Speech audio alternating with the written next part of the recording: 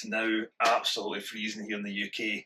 Even in the garage, I know I've got fingers, I just can't feel them. I only know I've got them because I can see them. I need to get some heaters in here or something. It's okay when you're working, but see when you're just trying to do a video like I'm about to do for you today and show you a new product or device and you're hitting touch screens, that's when I start to feel it.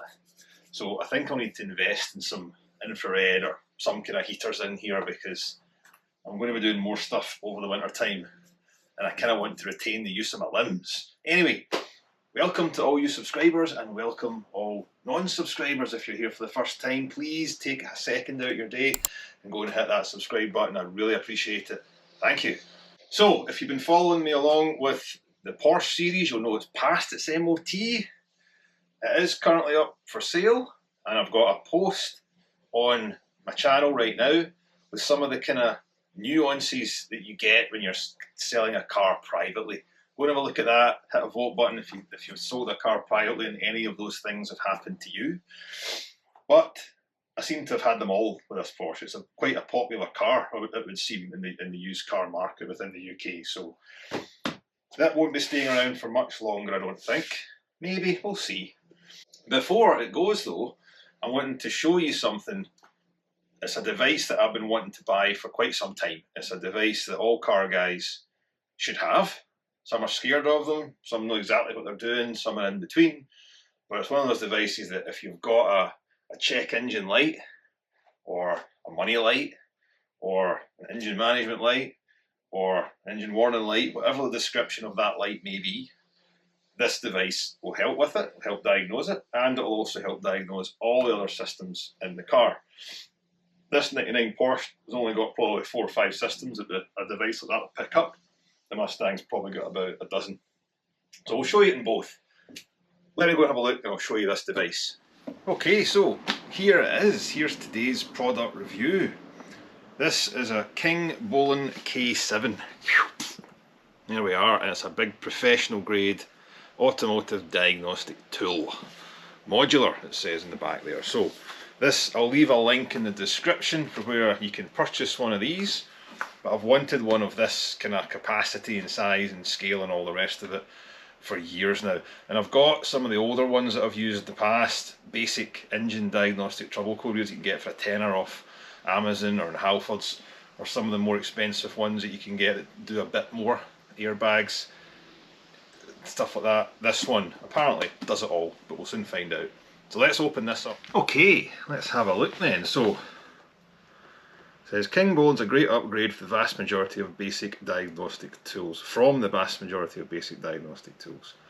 Main functions, detecting the engine system, reading and erasing codes, etc. But I think it also works 2 ways. I think it can code the car for certain features, maybe like start, stop and all the rest of it. So let's have a look here. Let's see. And ooh, yes, I like that. Boomph.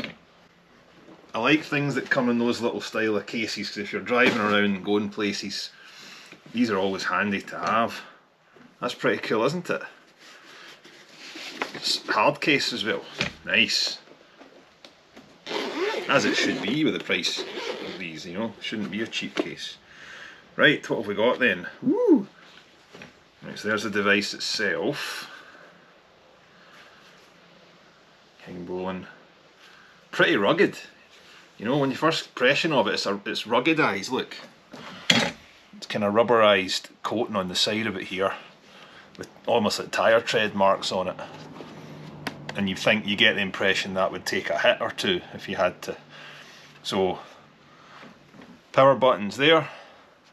It's got 2 connections here, not entirely sure what they're for. I'm guessing it's like a stand or something like that, maybe, or a, you know, like a harness or something to put around your neck. I don't know, maybe I'm wrong, but it's got 2 screw attachments for something. It's got ports at the bottom here. It's got USB and USB-C.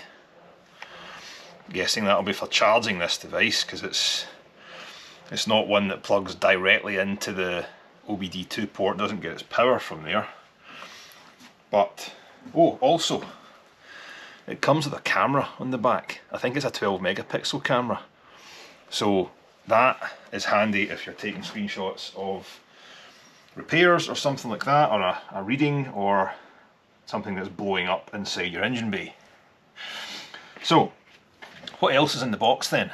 We have a power adapter for the UK, US and Europe, and that'll be to charge the main device. We've got a USB-C cable which will be to charge it, and we have this, which is the dongle, is what actually plugs into the OBD2 port of the car, and you're free to kind of walk around or sit next to it with the other device because it's wireless, so that's pretty handy. And in terms of literature for bedtime reading, what have we got? Quick start manual, available in various languages as you would expect. And this is, oh, I'm not going to show you that. This is a password letter, so I'm guessing we'll need that to register the device itself. So, and that's all that's in the box. Let's have a read at the manual then, because we always read the manual in full before we plug stuff in, don't we? Every single time. We always do that so that we don't look silly on camera when we press things and they don't work. You believe that, you believe anything. Yeah, so it's basically saying turn it on, connect to your Wi-Fi, activate the dongle, I'm assuming using that code, and then you're straight into all the functions of the vehicle once you log it to the connect to this. That's really the instructions, that's it. It's pretty simple to set up, a couple of FAQs and stuff, but the rest of this booklet's just the same in different languages, so pretty straightforward. Alright, well in that case what we'll do is we will try this out on the Porsche first. Alright, we'll go and plug this into the OBD2 port in the Porsche, and we'll connect this up to the Wi-Fi and stuff and see what we can see. Come with me, let's go. And we're doing this today on my lovely 1999 Porsche Boxster 2.7 litre 6-pot, which 1999, for all you people that are relatively new to cars and stuff like that, that was only 3 years after OBD2 was a standard, so this is relatively new. So like I said at the start, I don't really expect a whole dozens and dozens or pages and pages of systems for this car, maybe 3 or 4 or 5 tops. This one though, 2013 Mustang, will have more. So we'll try it out here first, then we'll jump into the Mustang and see what the differences are. I think what we'll do is, before I jump, I'll stick the top down so we can actually see in here, get some light on the subject, eh? Alright, so I have plugged in the OBD2 dongle down there, and I just turned on the unit here and it's just come up with a logo, and we're now going through what looks to be the initial setup. So English, yes please.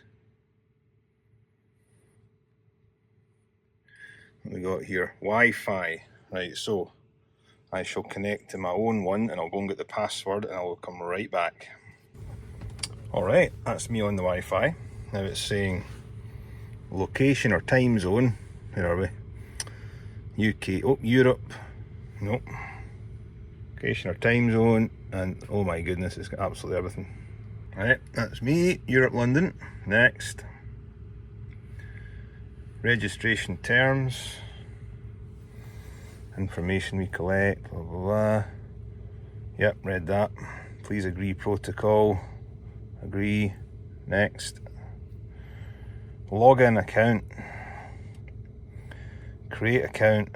Free trial 10. I'll just do create account. Right, so I'll just put in something here and I'll come back to you once I've done it. Right, so once I've registered an account with them, I have to put in the 12-digit serial number and activation code, which was on this card that came in the box. So I'll go and type that in. Yay, then we get that message. Congratulations, the device has been activated successfully. Shop name and address, don't need to do that. Hey, here we go. New version, fix known bugs, cancel. We'll just not deal with that just now, right? Oh, it's saying pull down. Oh, brightness, volume, Wi-Fi,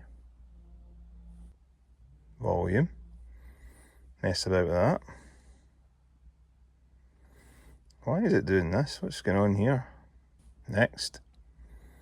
Swipe left, return to previous layer. Okay, okay.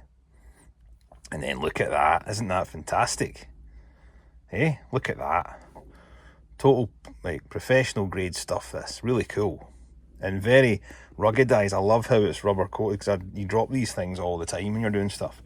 Alright, I'm just updating the system here. It just come up on the home screen with a APK update.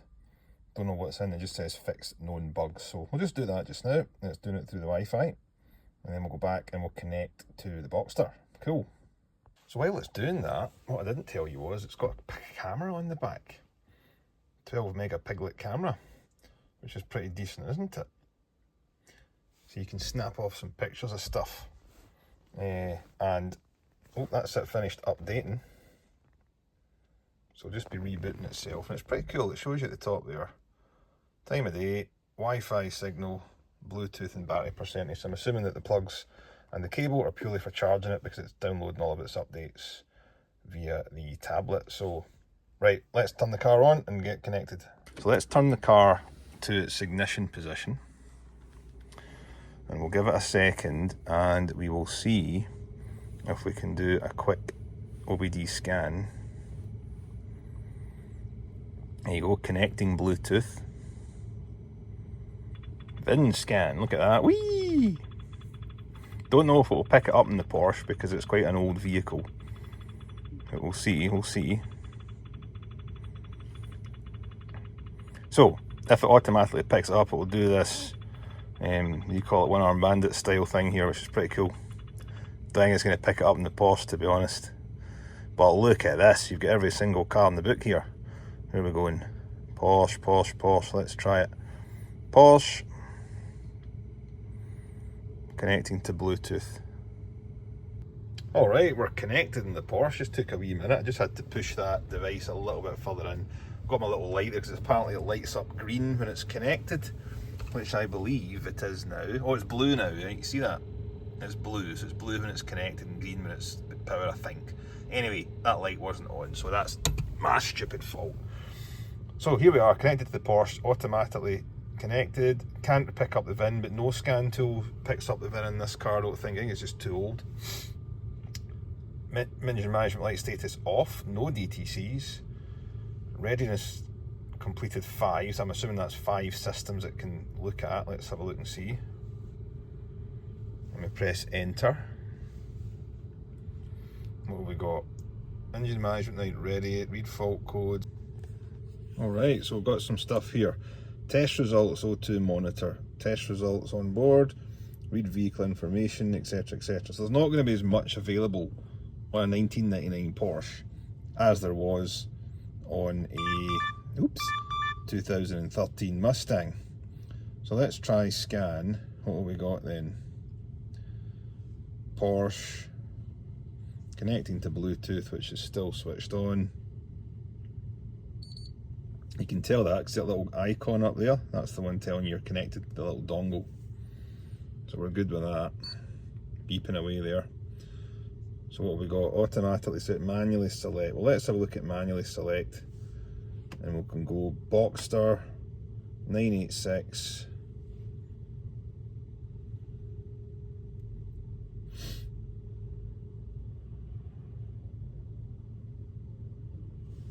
Give it a wee second to process.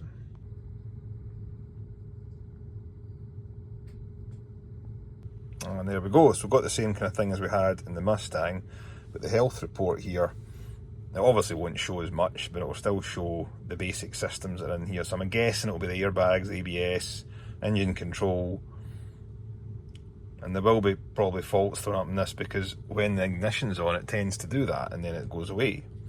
Transmission control module, don't think we've got one of them. Let's give this a few seconds. ABS braking system's okay. Give it a few seconds and I'll come back.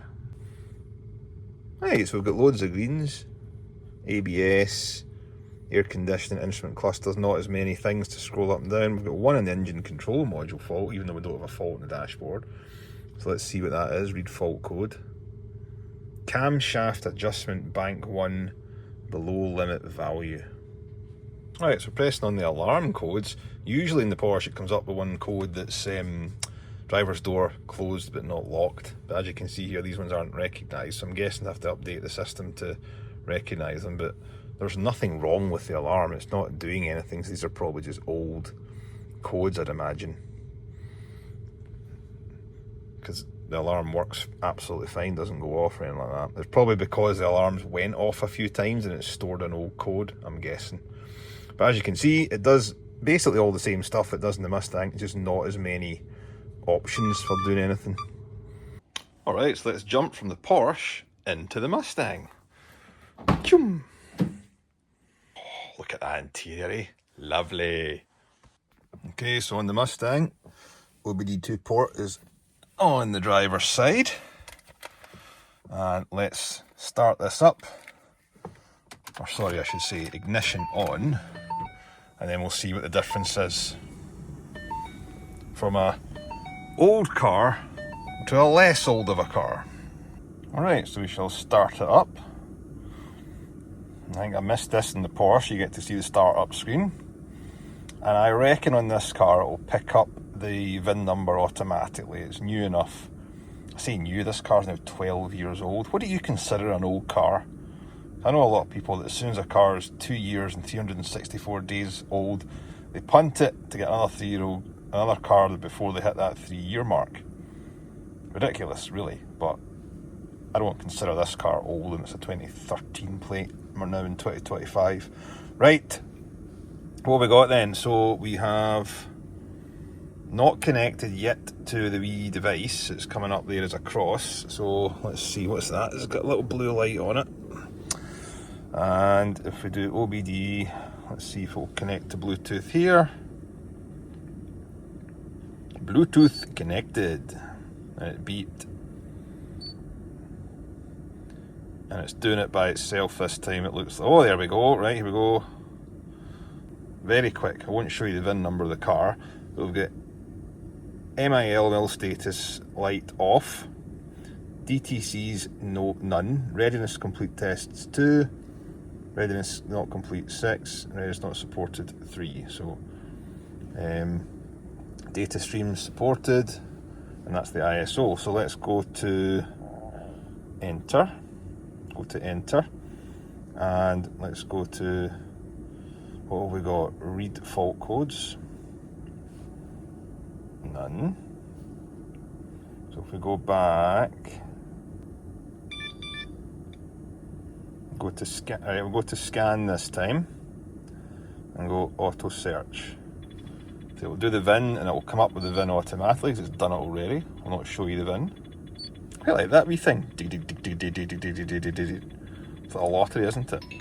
Yoo-hoo, you've won. I'm going to win. Don't know what. So it's come up there, I'm not sure the VIN, but it's got Ford 2013 Mustang. It's got it. Set ignition switch to on, 1, OK. And we've got loading vehicle data. And this should come up with all the systems available on the Mustang, and you'll see a distinct difference. Right, so we're back at the screen we had with the Porsche, and we've got health report and system scans. Let's do health report first of all, and we'll let it go through all the systems here that the Porsche doesn't have. See, loads more so far. Body control module, accessory front controls module, modules to control modules to control modules to control things that you don't even know or need or understand, but the car needs them. Hundreds of things. Occupant classification sensors, which is your gel pad underneath your passenger seat that puts the airbag on and off. And what we got? We've got a few fault codes here, but I'm guessing they're historical because we ain't got any codes showing up or lights showing up or warnings or anything on the dashboard. So this system will pick up stored codes though. So what's green? Anti-lock braking is green. Electronic module smart junction box, the Mustang's junction box, green. Global positioning system, green. Occupant system, green. Powertrain control module, green. Power steering and restraints, green. What have we got that's not green though? Heating, ventilation, air conditioning and cooling. Why has that got a code? Ambient temperature sensor. Aha! I know why that code's there. because I unplugged, or sorry, someone unplugged the temperature sensor at the front of the car. And I think when I'm plugged in my new head unit here, this one, the temperature sensor comes up using the GPS system. So I don't need it, so I've never bothered plugging it back in. So that is a genuine code, but you still get the temperature displayed in the car. So I wonder what would happen if we could clear that code and see if it goes away. Probably not. Let's just do clear fault memory. Do you want to clear? Yes. Clearing fault memory completed. Okay. It'll probably come back when you start the car up again, but and what we've got, body control module B, right turn lamp feedback. Oh, okay. So they are, so we can clear all DTCs with this and then rescan it and see what it comes up with. And this should probably come up with everything being green now, which is looking likely here, isn't it? Oh, IPC, instrument control panel module. Now, that one comes up because I think after I change this head unit, it's something to do with, I don't know, the time or the computer here talking to the old unit versus that one. It doesn't quite work. I don't know what it is that's missing, so I've never noticed anything missing, but it seems to have come up after that head unit's been installed. But it's not a code that I'm worried about. It's not doing anything wrong to the car.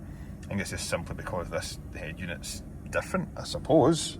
I'm guessing, but it's showing the code anyway. Accessory protocol interface module, don't know what that is. Ah, that could be what I'm talking about. Missing communication with front display. I think that's to do with the ambient temperature sensor. Maybe. Don't know. But it makes sense because it's unplugged and it therefore can't show the temperature on the screen. So that could be that. Don't know. Anyway, not worried about it because it's nothing. It's not affecting the car and the rest of the systems are good to go. Alright, and what I'm going to show you on this car that this thing can do is reading live data. See that second option there? So we're going to go to that and see what kind of stuff it comes up with. Oh, select all's done. So we've got throttle positions, airflow rates, pressure. We should have oxygen sensor readings as well. Coolant temperature, engine RPM, intake temperatures, oxygen sensors, output voltage. If you've got a faulty oxygen sensor, it'll probably throw up a check engine light like that one there. But this will tell you exactly what one it is that's the problem. So let's go for that. So we need to start the car.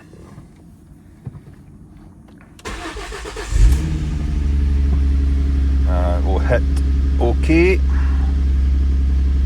And we'll see this has got live data, which is really cool. I really like this. So what have we got here? Accelerator position. Let's see. See how that goes up when I accelerate? I think this is able to produce some nice neat graphs of it as well. Let's see. Ooh yeah, check it out.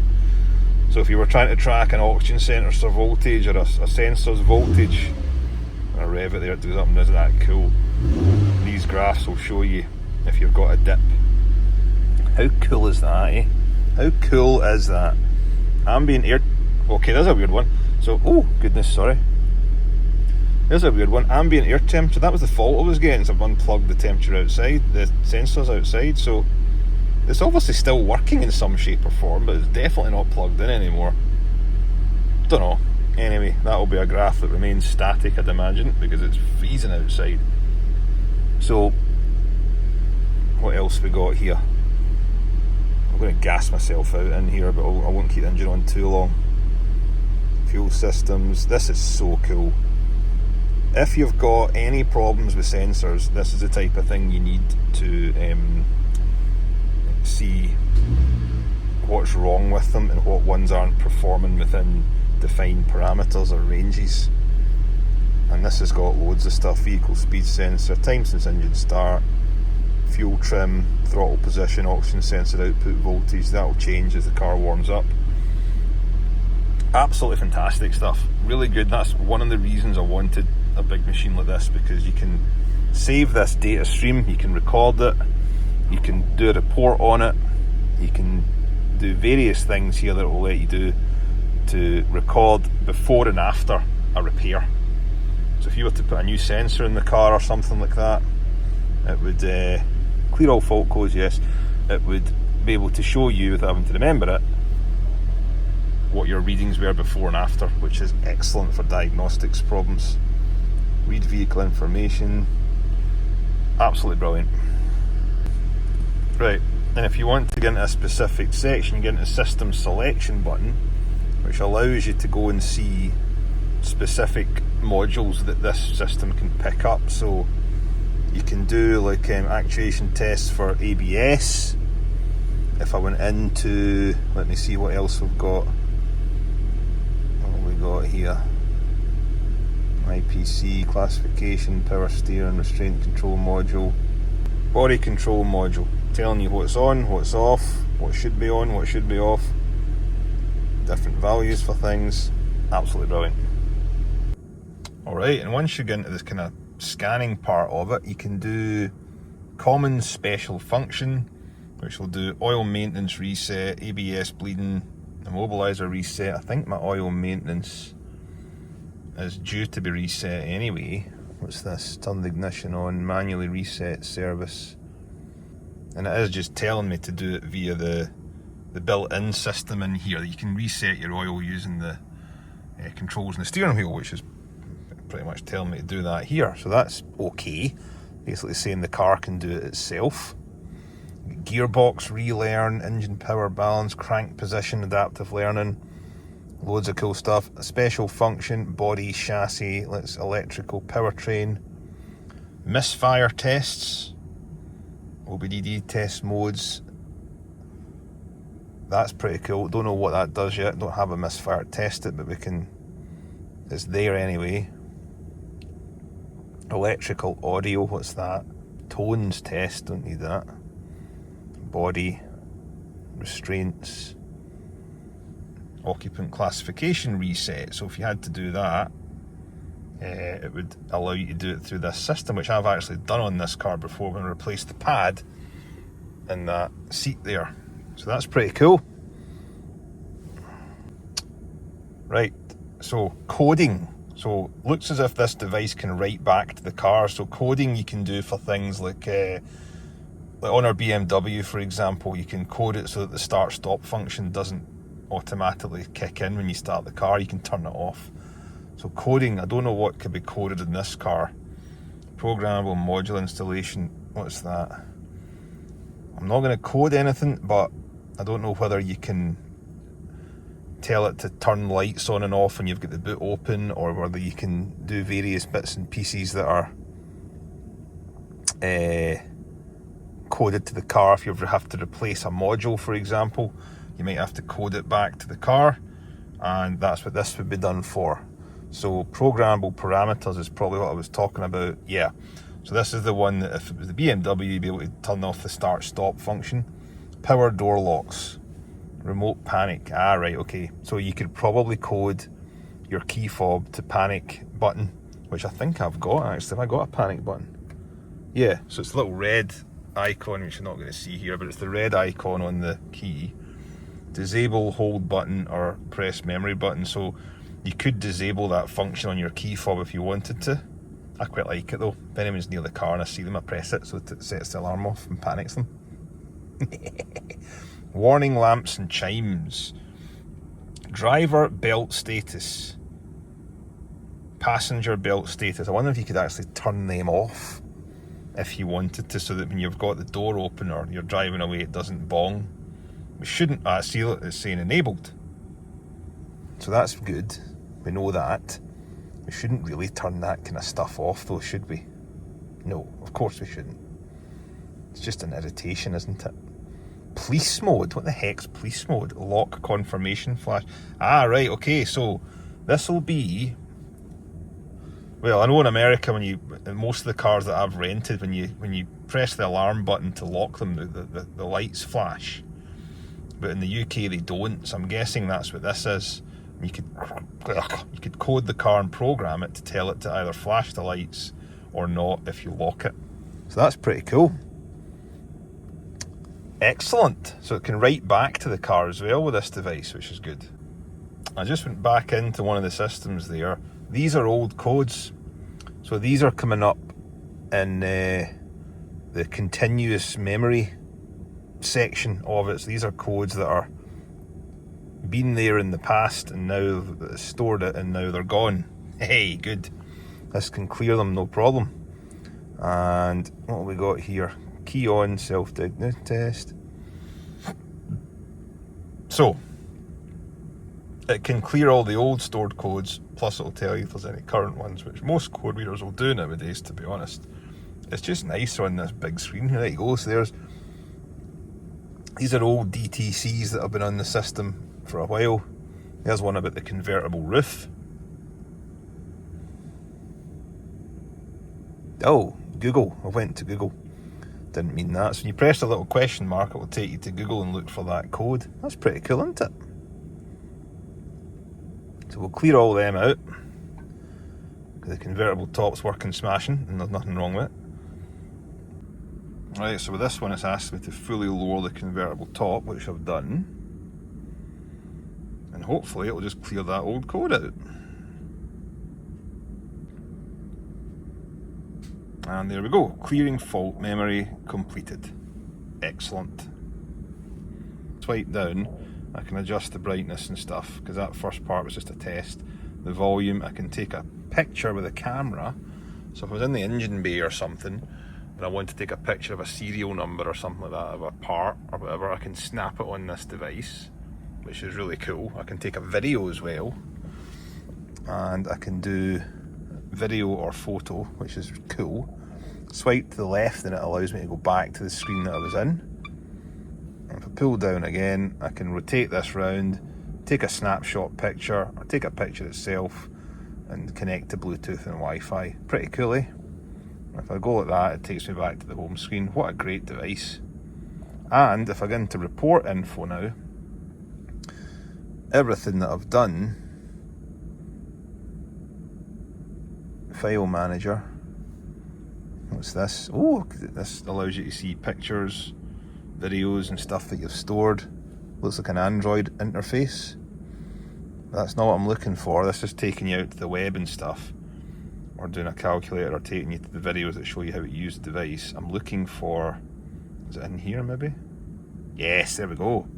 So it's showing you the cars that I've ran this device with. I've only done it in 2.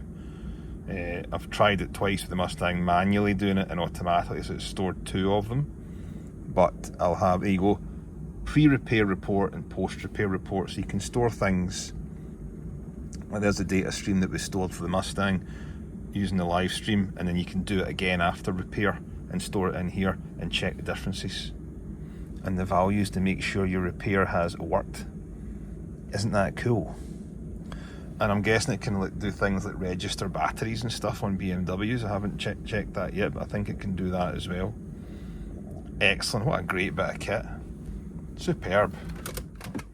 Let's disconnect and get out of here before I gas myself out, because I've had the car on for too long. Alright, so as luck would have it, Mercedes-Benz and the family came up with a nice little juicy error message that this device could cope with, which was the ABS sensor or ABS warning or ECM or whatever you want to call it. And the Mercedes have an unbelievable amount of systems that this thing can pick up. I didn't count them, but I was sitting there for a good 10 minutes before it actually finished its health check, because it was so many different systems. So the ESP one is what we're looking for. And it comes up with this no traction control, drive safely type warning. And it tells you on this what sensor or what problem the ESP system is having. So I'll let it go through its stuff, and you'll see when it comes up here, look how long this part even takes compared to the Mustang or compared to the Porsche. Mercedes are just so, I don't know, super complicated in comparison, or just more systems, don't know. So that cleared it, and the problem with this car was the rear right ABS sensor had a voltage or a reading that didn't quite like, and an intermittent fault. So we've cleared the code, and now the car doesn't display that error message when you start it in the dashboard, which is good. But this device is worth its weight in gold for these if you've got a Mercedes or a BMW in particular, because they have loads and loads of systems. So there we have it, Kingbolen K7. Absolutely fantastic. Probably does a lot more than what I've just shown you. and depending on what car you've got, there'll be more systems to bring up on it as well. So if you've got a more modern car, like something within the last 4 or 5 years, it will bring up a heck of a lot more, but well worth it. So I'll leave the link in the description to this, and for where you can purchase it. Don't forget to hit like, don't forget to hit subscribe, and we'll see you in the next video. Thank you very much. Bye bye.